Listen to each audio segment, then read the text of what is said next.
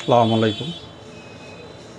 আমি আপনাদের সামনে আলোচনা করব মা বোনদের ব্রেস্টে টিউমার হলে প্রথমে কি উপসর্গগুলি দেখা দিতে পারে। ব্রেস্টে টিউমার হওয়ার জন্য প্রথমত স্তনে ব্যথা বা চাপা চাপা শক্ত, মিন্সের আগে সাধারণত চাপ ধরে শক্ত হওয়া, এইগুলি যখন হবে তখন আপনারা বুঝতে পারবেন আপনার ব্রেস্টে ভবিষ্যতে টিউমার আসতেছে।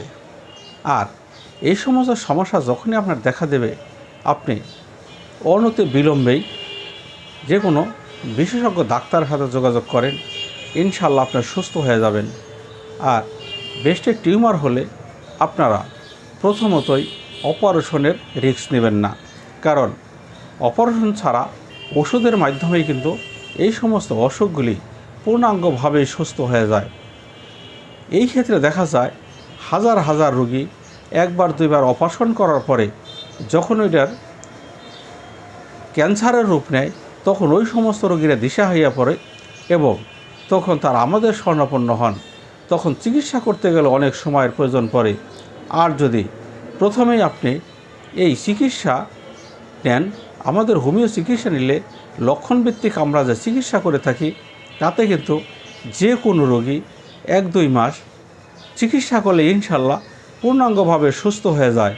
কাজেই ব্রেস্টে যে কোনো সমস্যা দেখা দিলে প্রথমত আপনারা বিশেষজ্ঞ হোমিও ডাক্তারের সাথে যোগাযোগ করেন। আর যদি আমার সাথে যোগাযোগ করতে চান, তাহলে ভিডিওর মাঝে আমার ফোন নাম্বার দেওয়া থাকে, আমার চেম্বার টাঙ্গাইল শহর। আপনারা আমার সাথে যোগাযোগ করতে পারেন, কারণ এই ক্ষেত্রে যদি একবার ক্যান্সার হয়ে যায় তখন তো চিকিৎসা করা খুবই কষ্টকর হয়ে পড়ে।